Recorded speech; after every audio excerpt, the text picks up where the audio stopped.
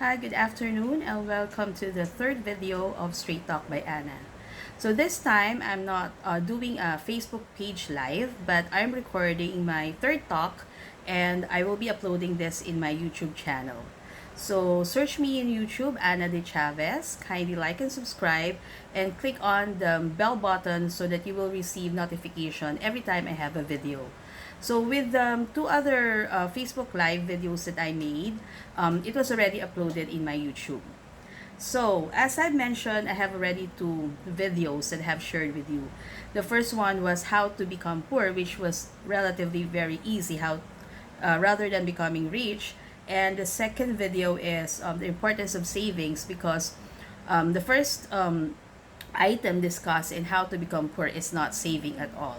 So for my third video that I would like to share with you is in connection to my second and my first sharing. So while we have already discussed about the value of savings, now let us talk about ways to save money over time. Okay? So the first thing I wanted to share is create a budget.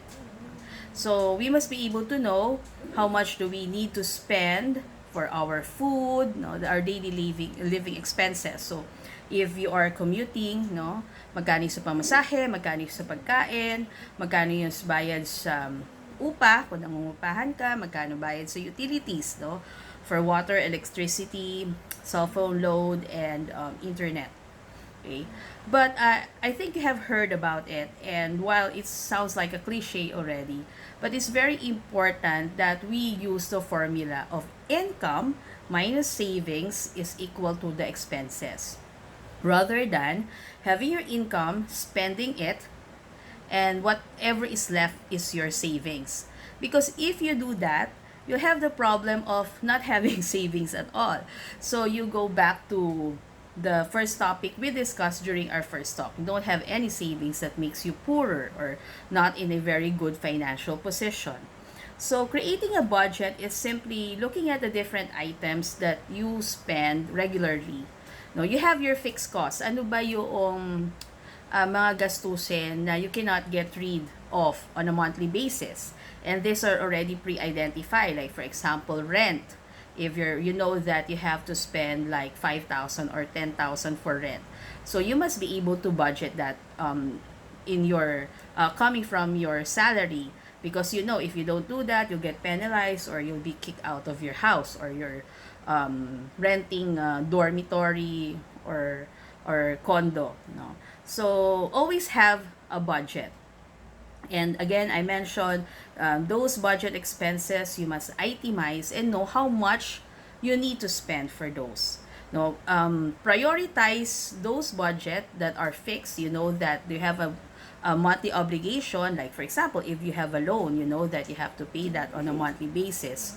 Same thing with the food, no? Those are actually variable because it varies until unless that you really are very strict, no? You have a lot, 1,000 pesos, I go to the market, hindi to lalampas dapat ng 1,000, dapat may sukli pa ako. Well, that's a very good discipline to do.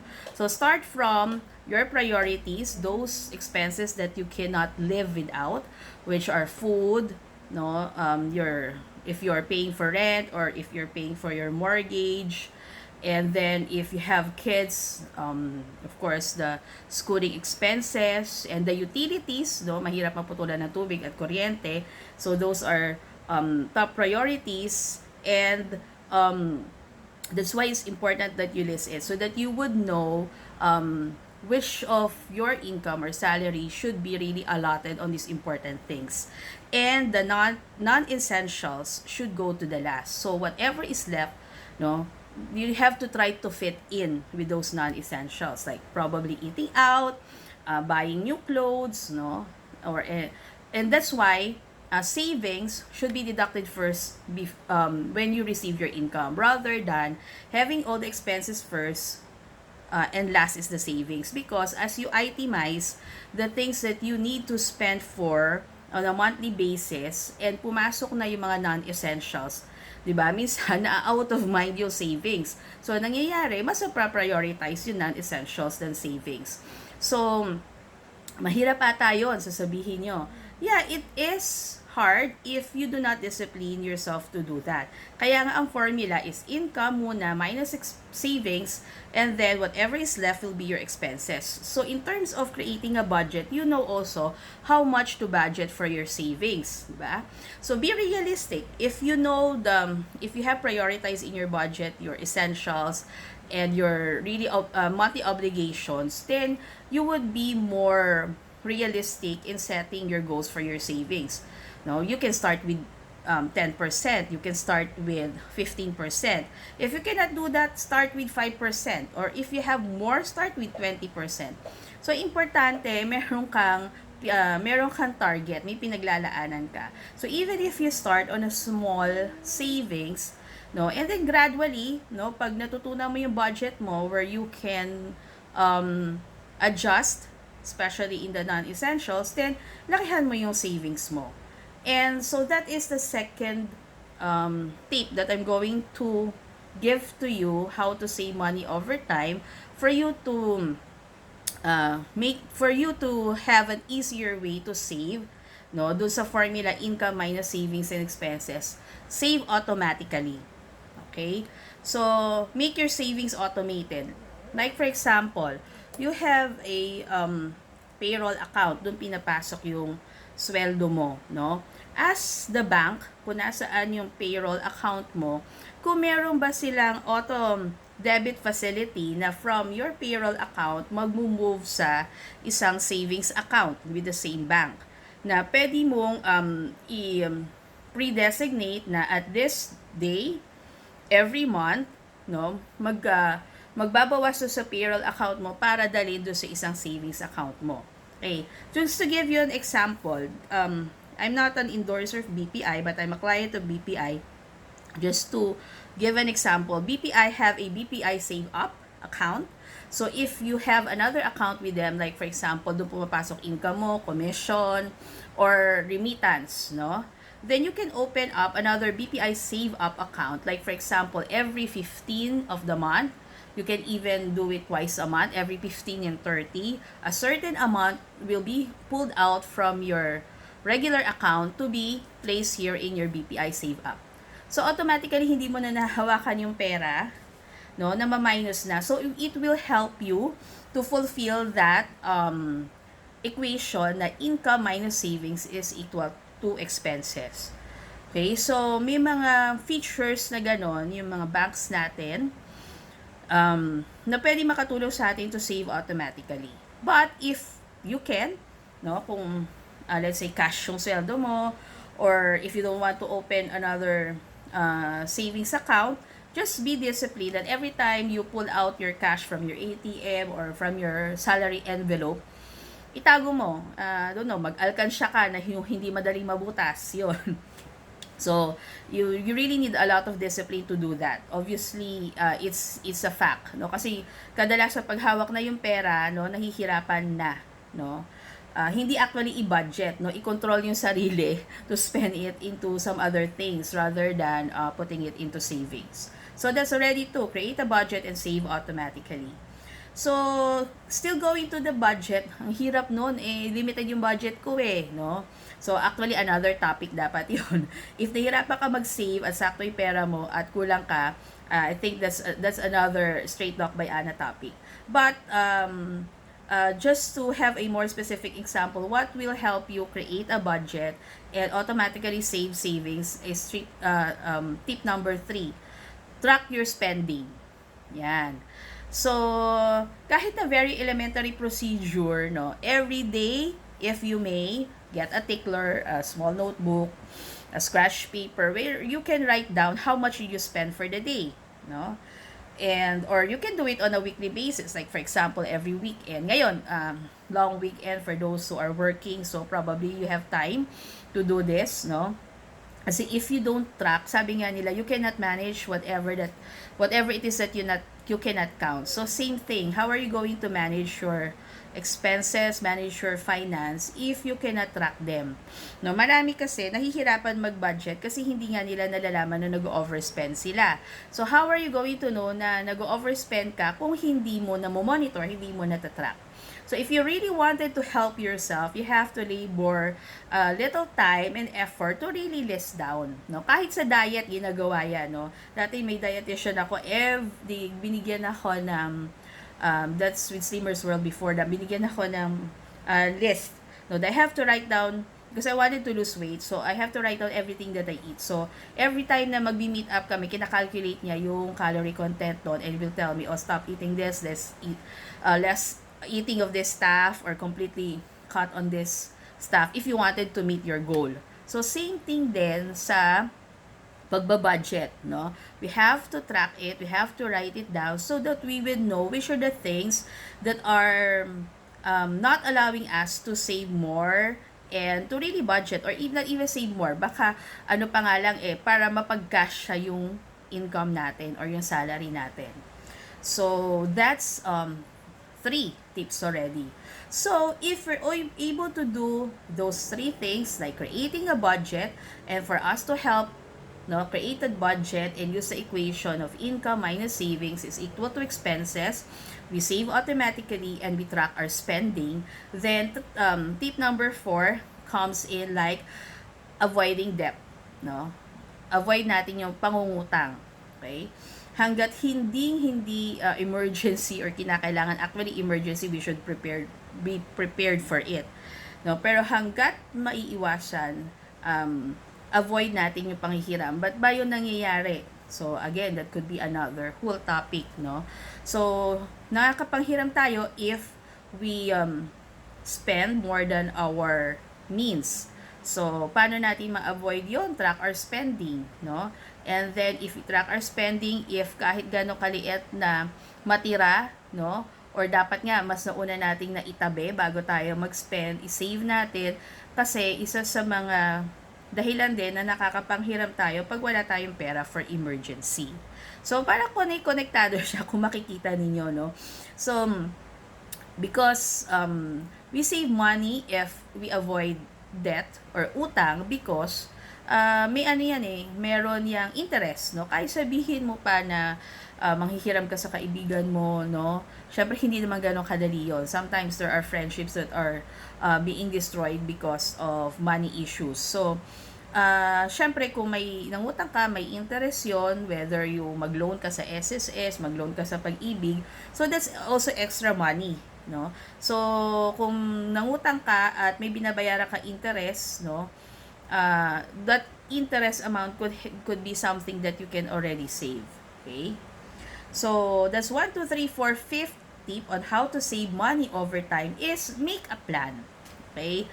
So, just like the budget, it's planning, no? It's planning how much you should be spending.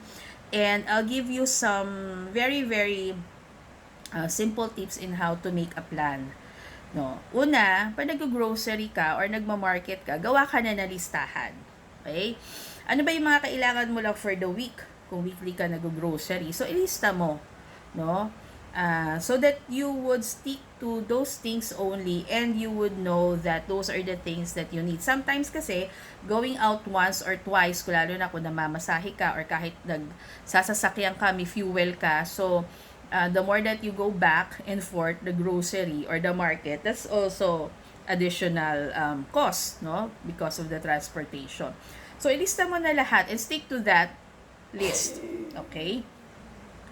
On a more simplified then way of saving money in your household is lowering your utility bills, no? How do you do that? Of course, if you could do less TV, no? And sa akin, invest more on household items that can make you save.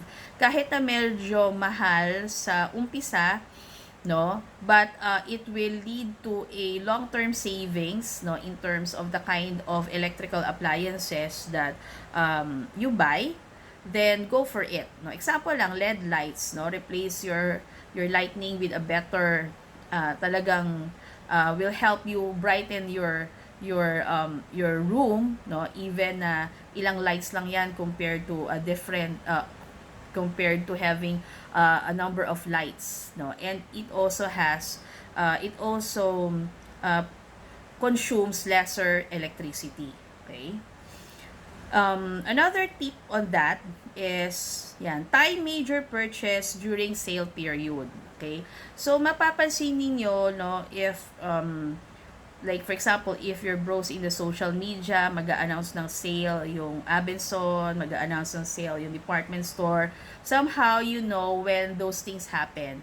And lalo na kung malaking item ito, no, tingnan mo kung kailan usually yung sale. If it's a big ticket item and hindi naman ganun ka-immediate yung pangangailangan mo, wait for the sale period. Ako sa totoo lang, mahilig ako mamili, no, pag sale lang ng clothes, yon, or pag nakakita ko, naglalakad ako sa mall, oy, sale yon, no, pero kailangan lang magaling yung mata mo tumingin doon sa mga sale na hindi naman paglabas mo lahat kayo magkakamuka, no, yon.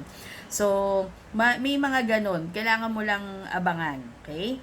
And then, maintain your home and car. Yan, kailangan tawag to discipline also in taking care of your assets like your car and your home. Kasi, pag binabayaan mo yung bahay mo na hindi mo pinapagawa, maliit na bagay, lalaki, mas lalaki yung gasto. Same with your car.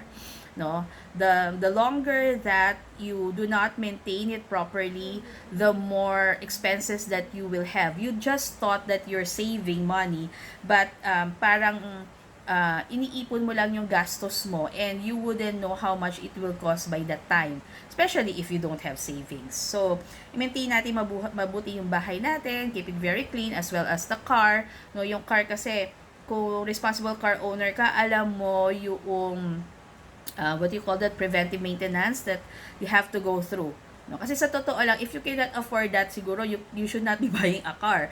Kasi, di ba, like for example, no, lalo na yung responsibility ng car in terms of environment, you cannot just use your car and sa katutak na alikabok ang iniiwan because hindi mo siya na-maintain na mabuti. Okay, so aside from it's not helping the environment, of course, it's not helping you as well because it will only create greater expenses on your part in the long run. And ultimately, no, making a plan should also include having at least 6 months emergency fund. Okay? So what is your 6 months emergency fund? Diba doon sa first tip sabi natin, create ka ng budget. So if you have created your budget, ano ba yung living expenses mo on a monthly basis? Times 6 mo yan, dapat yaan yung emergency fund mo. So that in the event that something happens to you, you don't have any insurance, you get sick, no, critical illness, or you got disabled, or nawalan ka ng trabaho. Okay? So, saan mo kukunin yung basic na gastos mo sa bahay? So, at least, let's say, for example, nawalan ka ng trabaho, no? At meron kang savings na 6 months and you do not know how long it will take time for you to find a new job. At least sa loob ng 6 na buwan, kakain pa yung pamilya mo, may pambayad ka pa sa kuryente, magpabahid ka pa sa loan mo. Siguro naman sa loob ng 6 na buwan na yon, may nagawa ka na uli para i-revive yung income mo.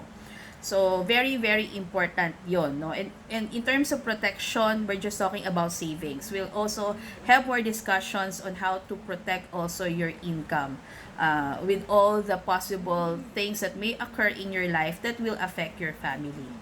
Okay, so that's it. Create a budget, save automatically, track your spending, avoid debt, and make a plan. Okay?